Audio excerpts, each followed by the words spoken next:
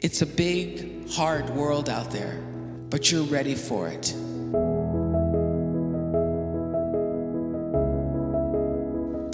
And you're ready because there is nothing more powerful than you using your personality to serve the calling of your soul. Every one of us has been called to the planet to use, and in this moment, in this political moment where everybody is just hysterical, in this moment, the call is for whatever side you choose to be on, to use more of you to bring forth the light.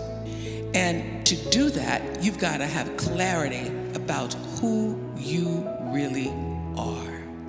There is no life without a spiritual life. There is no life without understanding what Pierre de Chardin, the philosopher and mystic, said. We are spiritual beings having a human experience. So your real job as you go out to try to find one and have all of this anxiety and fear, and your real job is to know the truth and to create a spiritual practice that allows you to stay in it. To be clear, I'm not talking about your religion. I'm talking about whatever it is that nurtures the essence of you in such a way that you can do what you came here to do. And one of the reasons why I was able to be so successful all those years on the Oprah Show is because I understood there was really no difference between me and the audience. I was a surrogate for the audience because I know that the audience and you and you and you want the same thing I do. We all want to be able to live out the truest expression, the fullest, purest expression of ourselves as human beings. That's what you want. And in order to do that, you've got to practice, you've got to develop that spiritual muscle that allows you to check in with yourself and not have to ask everybody else about a decision, but to have the clarity of your own knowing, the comfort of your own knowing. And to do that, you've got to live in the space of gratitude. That is my number one spiritual practice. I practice being grateful. And a lot of people say, oh, Oprah, that's easy for you because you got everything. I got everything because I practiced being grateful. I ran across this beautiful quote the other day, I can't even remember who it was from, that said, do not waste your time desiring what other people have. Remember, the things that you now have are things you once only hoped for.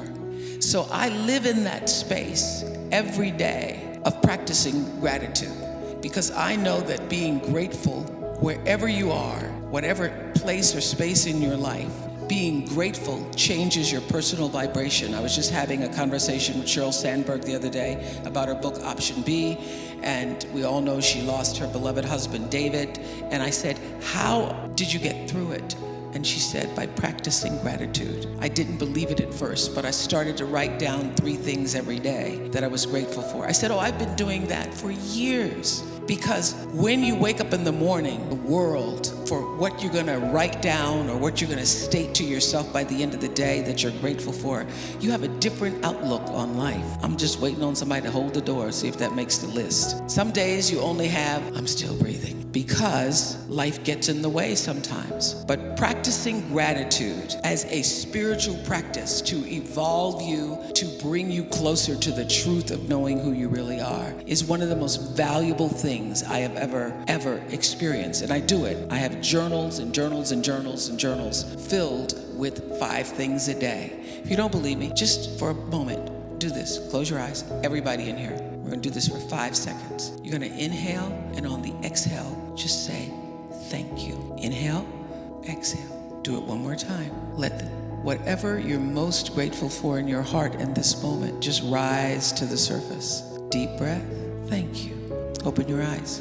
Don't you feel better? You feel better. Researchers have shown that if you can just for 17 seconds a day, bring yourself into the space of presence and gratitude, pursuit, you literally change your vibration. If you can't give yourself 17 seconds, then you don't deserve a good life. You can't give yourself 17 seconds to breathe and say thank you, then just let whatever happens to you. Finally, I leave you with these words.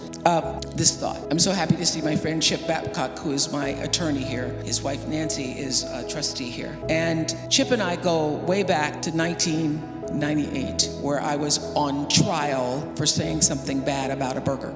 Google it. It's under Oprah said something bad about a burger. So I said something bad about a burger, and I was on trial in Texas for 6 weeks, night and day, 9 to 5, on the witness stand for days, testifying about burgers. And I was confused. I was like, I don't understand. I was a mess. I was a wreck. I forgot about intention. I forgot about prayer, truth. I don't know what is going on. I had to get myself still. It's hard to be still because the cattlemen, they wanted to take me down. Okay, so I'm on the witness stand being tried for saying something bad about a burger, and the prosecutor is saying, you, young lady, conspired to bring down the entire beef industry. Did you not? And you strategized with your team, and you came up with the idea that you were going to do everything you could to take out the cattle industry. Did you not? So I didn't. The more he's spitting on me and charging me with this really struck me. At one point he says, this young lady is a liar because she knew and deliberately tried to take my clients out. It's offensive when you're called a liar and you're not.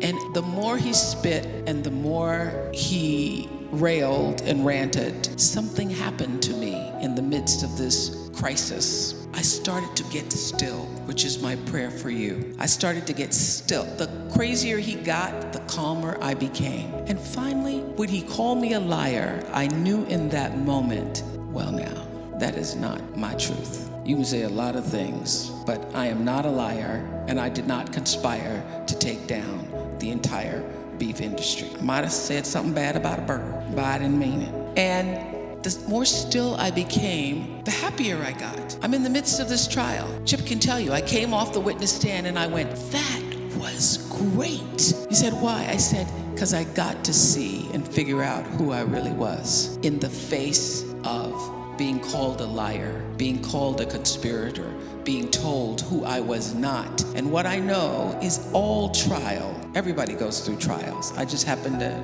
be in an actual trial. All people, if you live long enough, there's going to be a trial in your life. It may be disease, it may be jobs, it may be any number of crises that stand outside yourself to try to tell you who you are. Are you not? And it is your job to know the truth and let that truth set you free.